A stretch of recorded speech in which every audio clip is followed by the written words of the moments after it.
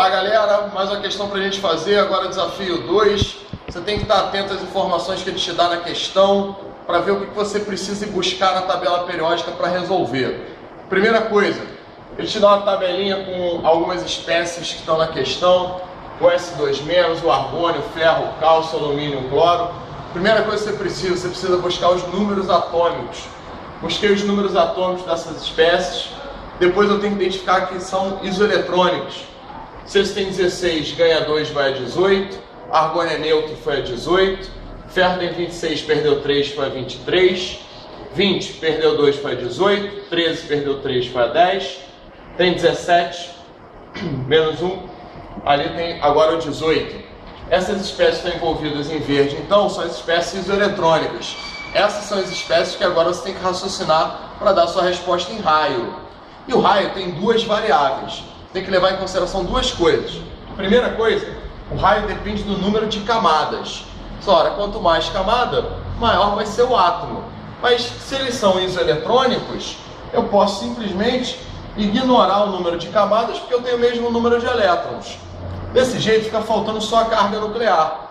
Se eu tenho uma carga nuclear muito forte, o que vai acontecer com os elétrons? Cada vez vão ficar mais próximos.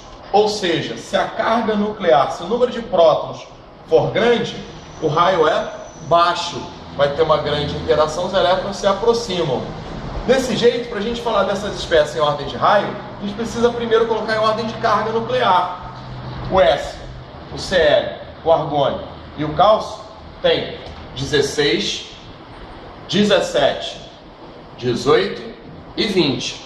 A carga nuclear está crescendo para lá. Como os dois são inversamente proporcionais, o raio está crescendo agora no sentido oposto, do maior raio para o menor raio. Está aqui a nossa ordem decrescente de raio da questão A. Resolvido. Vamos para o item B. No item B, ele pede para você olhar para as espécies que estão nessa tabela, as espécies, os íons e os átomos, identificar aqueles que estão no terceiro período e responder a respeito do potencial de ionização sendo baixo. Vamos lá. No terceiro período você encontra o enxofre, o cloro, o argônio e o alumínio. Só que você tem que olhar para as espécies iônicas que ele te deu. Alumínio, você tem 10 elétrons. Fiz a distribuição de 10 elétrons. Está aqui, achei duas camadas. Esses, todos têm 18 elétrons. Fazendo a distribuição para 18, a gente acha essa, tendo 3 camadas. E agora, a gente precisa relacionar o potencial com as camadas. Vamos lá. Agora, quando você fala em potencial, você está falando em energia para tirar o elétron. Tirei o elétron. Para isso eu preciso vencer a força de interação entre os dois. Se o raio é grande, essa força de interação é pequena. Então o potencial de ionização tem que ser pequeno. Se agora o elétron está bem próximo, o que vai acontecer? O raio é baixo, a força de interação é muito grande, o potencial de ionização é alto. Então, a gente precisa, para falar do potencial de ionização baixo, quem é o maior raio. Se eu quero o maior raio, o alumínio está descartado, ele só tem 2 camadas. Agora ficamos com todas as espécies de 3 camadas. E se eu quero um raio grande, eu quero uma carga nuclear baixa.